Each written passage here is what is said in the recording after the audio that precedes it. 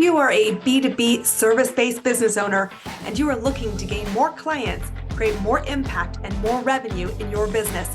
Tune in to Amplify Your Marketing Message with Campbell Rapin. Every week, we're going to take you through how to build an audience of buyers, mastering your marketing message, and making offers that convert consistently. We'll see you all on the inside.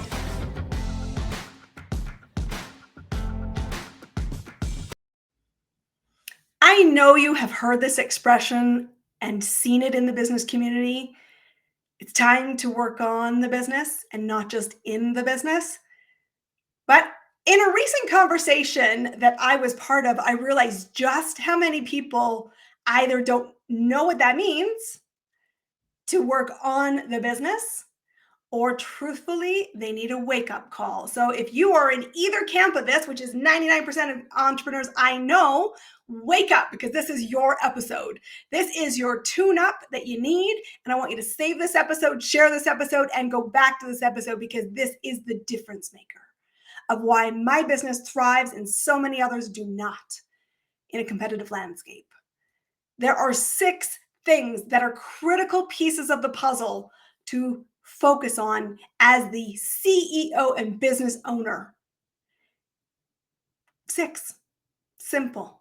You know me, I'm all about elegant simplicity. But we're going to take you through those 6 things today because I want to invite you to get out of the weeds. If you truly want to stop wobbling and thinking, I don't know if I have all the plates in the air under control, or I don't know if I can sleep at night because I'm really just winging it. Stop winging it. My friends, stop winging it. Listen to this episode, focus on this episode, and come work with us at Clear Acceleration, because this is the foundational pieces that I work with my clients around so that they ensure they have thriving, profitable businesses without working and giving up their soul like a lunatic 24/7. So the first piece of this puzzle is the heart of what I love to do with people, and that's build your clear business strategy. Because if you do not know where you're going, it is impossible to have consistency in your decision making, because you generally don't make great decisions. Strategy is the thing that separates businesses that live long term. It is the thing that helps people live long term. So what is your goal? If your goal is to be here long term, then you must have a clear business strategy, because it is the framework that you make all your decisions around. And strategy is, by its very nature, iterative, which means it's always evolving. So strategy isn't something you write your business plan and put it in a box. I'm not even a big fan of business plans because they don't live as living documents for most business owners. But strategy is a 4-step process. There's some great episodes. Go find them here on this podcast to get clear on them and get a deeper look at it. But they answer 4 simple things. What marketplace are we playing at? Why do we want to play there? What makes us unique in the marketplace? And what capacity, capabilities do we need to win? Because our goal, I said, is winning long term. And so the first thing you must do as a business owner to get out of the weeds is set time aside to plan and execute and evaluate iteratively your strategy. If you don't do this, you have so made it hard to win. So strategy is number 1. Number 2 is that you are here for a profitable endeavor. And yes, not-for-profit businesses, I am talking to you too. I want you to be a profitable business regardless of what you do with your profit, because profit is what you have to invest with life, your personal life, your give-backs, your charity, and your staff. So you've got to watch your money. And business is math, people. Shocker, in case you didn't know that. But cash flow is everything. The number 2 reason why businesses close is lack of cash flow. Number 1 is lack of clients. Strategy addresses number 1, and cash flow number 2 is by watching your numbers. Cash flow is about knowing what is revenue, top line, and what is profit, bottom line. And you have to know that the money in the bank, it's not necessarily free money. And that's where most businesses go awry. They think, if I've got it, I can spend it. That's dangerous. And it is also dangerous to trust and abdicate responsibility of your financial health of your business to other people. And that can be other people that are tax, financial, bookkeepers, and really qualified number people, but it can also be trusted with people in your team that they're sending invoices, that they're following up to make sure they get paid. It is not anybody else's responsibility to manage cash flow but yours, because you have to have the top line responsibility that says this matters. You set the standard. And that means every day a great business owner tracks money in. Every day, what's our end of day sales? They also are tracking what's our end of day commitments, what's our end of day outs, so that we can manage and ensure that there's health on the bottom line. Because otherwise, you are just doing the hokey pokey and you will not survive long term. So, strategy number one, cash flow number two. Number three is nothing happens to drive those two if you are not focusing on income producing activities. And you've heard it before if you've been listening in our podcast a while, but let's just talk about the two things that predict your revenue in the next 90 days. Most businesses, on average, take 90 days to go from first contact with a potential buyer to yes. And money flows often after the initial yes. So you've even got to extend this a little bit. But income producing activities that drive and predict your revenue are getting in front of more people, more ways who have the potential to be what? Your buyer. Without a buyer, you are a likable expert and not going anywhere with your cash flow, and you're spinning your wheels. The second piece of the puzzle is if you are not making offers to the potential buyer, you are hoping that money miraculously ends up in your bank account, which is insane. And I hope you heard that insanity in the way I said that. So you need to focus on income producing activities every single day of your business, and you should be tracking it with your cash flow every single day of your business. So you are executing your strategy every day of your business. That's how life happens as a business owner.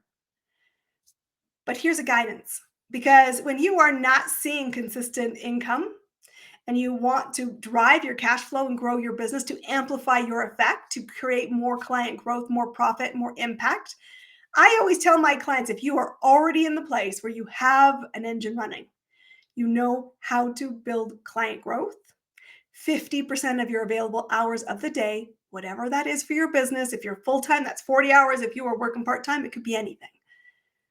But 50% of your day, when you already have a really effective system, still needs to be on income producing activities. Without that, you don't have good cash flow.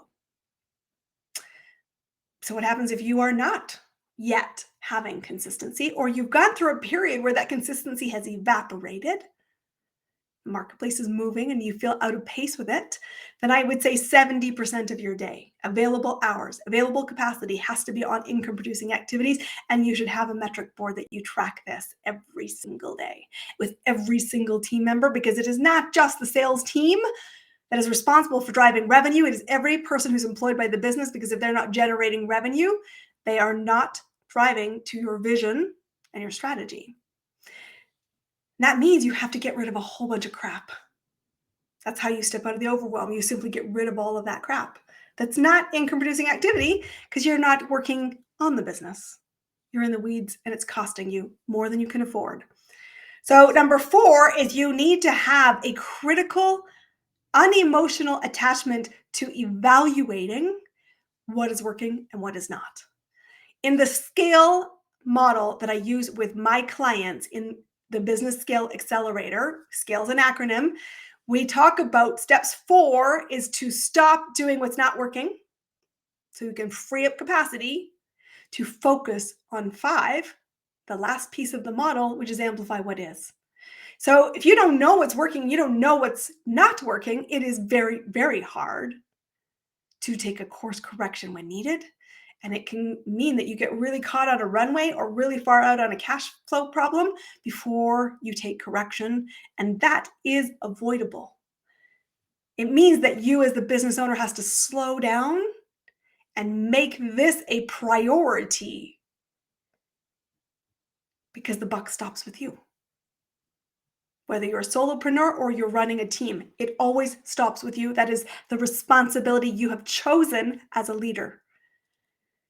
So strategy, You got to know where you're going. You've got to watch your money. Business is math. You've got to focus on the things that grow the money, and that is income producing activities. And you focus your adjustments of the strategy by critically evaluating without an emotional attachment, honestly, what is working, what does not.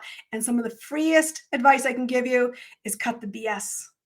Don't look for the answers you want to see. Get truthful about the answers that are, and use the data and your gut instinct to adjust the ship quickly, which is by then taking into step number 5, which is about working on the business here, is you need to know what's happening in the marketplace. When we talked about strategy, I said you get to choose the play if you want to go play, you get to choose how you want to go play it, but you need to know why you're the must hire in the marketplace, which means you must be aware of what's happening in the marketplace. You have to research the marketplace. You have to be aware about the choices your buyer has. You have to be able to confidently establish, first with yourself and then communicate it to others, why should we hire you? And you need to know where new opportunities lie so you can be taking good, critical decisions that either support your successes or adjust you if you're not winning where you could be. And the final piece of the puzzle is that you, as the business owner, are truthfully, guess what? Honestly, guess what? A work in progress, which means you have to build your knowledge base. I don't know a single business owner, myself included, and I've been in the world of business for almost 30 years, and I have worked with lots of companies, 400 of them plus. We've created $1 billion, and I am still heavily invested in educating myself, because knowledge is power when applied to create better awareness, which means you have to be committed as a priority to your own development. It is a fixed cost in your budget line that impacts your cash flow. Because if you're not moving and developing, you are moving behind the momentum of your business. And it is up to you as the visionary, as the business owner, to set future vision, to set future capabilities, to set what's possible for everybody and show everybody that's where we're going. We're going to get there by being invested in working on the business and ourselves. Because lived experience of applying the knowledge will help us iterate and win more frequently. Business can be elegantly simple. It can be elegantly simple, but stop the illusion that it is effortless. And so many people, when they come into the world of business, say, like, I want to scale. And I will tell you, here's the truth about scaling. I mentioned it earlier in the model. Scaling to me is an acronym. It has 5 steps, the SCALE. First, you've got to start with the foundations. That's a big piece of the foundation you hear on this podcast. It is also the foundation of the 3 non-negotiables I work with my clients on in all of our programs and services, which are getting clear. Who is your buyer? How will you move them to becoming your next client? And how do you create offers that are valued in the marketplace? But you have to have those foundations. That's step number 1 of scaling any business on the planet. Start with the foundations. Second thing is you've got to be able to do what? Communicate. You've got to know who you are, what you stand for, and execute and move people through conversation. Communication is key. Hard to know where you're going if you cannot communicate it. Others can't follow you, don't know how to say yes to you, and you've got to be the person people say yes to. That's how business works. Third piece of the scale model is you want to choose your acceleration, which is get in motion and stay in motion at whatever speed you can. That does not mean that in every season you're Mach 10 hair on fire, but it means you don't take your foot off the gas. You keep the engine running. But you choose your speed intentionally by managing capacity and managing your integrity, your values, and the standard of your business services to get results at a level you've chosen. The fourth piece of the model I told you is to stop what's not working, free up the capacity, because you've got to master what is working. which is the last piece. And scaling is not the same for every business. I want to tell you a story. Many years ago, I was invited as this keynote speaker into a networking group with a bunch of business owners in South Africa. And I asked them the question, where do you want to take your business? Because the one thing I'm very clear on as a mentor is my job is not to create your vision. My job is to add oxygen to the vision you have and to expand what's possible and to help you get there. Getting there by focusing on the scale model and getting clear on your business strategy. But I listened to the room and I said, what does scaling mean to you? And for some people, that was hiring a team. And just as equally, there were other people in the room who recoiled at the thought of having to be responsible for other human beings. I've got people that said, I want to grow in my own community to other locations. And I yet had other people in the room that said, I want to build a global business empire. Scale means something different to every single person, every single business owner. What should be non-negotiable is it should not cost your soul. It should not require you to work 24/7 when you embrace the elegant simplicity of business itself. You have a clear strategy, you focus on the non-negotiables, and you get out of the weeds. So many business owners are stuck just in service delivery, stuck putting out fires, stuck tweaking things that truly don't matter, are just distractions. Instead, I'm inviting you in this episode of Amplify Your Marketing Message to focus on the 6 things that will set the tone of, do you make it or not? Do you have a runway to create repeatable success? You have to know where you're going. Start with strategy. You have to manage your money. You have to count the numbers, and you have to understand that money in and money out are just part of the puzzle. I want to know the difference between top line and bottom line health of your business every single day. I want you to focus on what matters, which is the income producing activities, and being really clear who's the buyer and where are the offers. You've got to be critical thinking. What's working? And what equally is not. Because doing more of what's not working is insane. It's costing you more than you could afford. And you are responsible for setting the direction. Self-leadership first as a solopreneur, and always self-leadership as a business owner and CEO who sets the standard for their team. You got to watch the marketplace. That's number 5. You got to know what's moving. You got to know how you will win in the marketplace of today.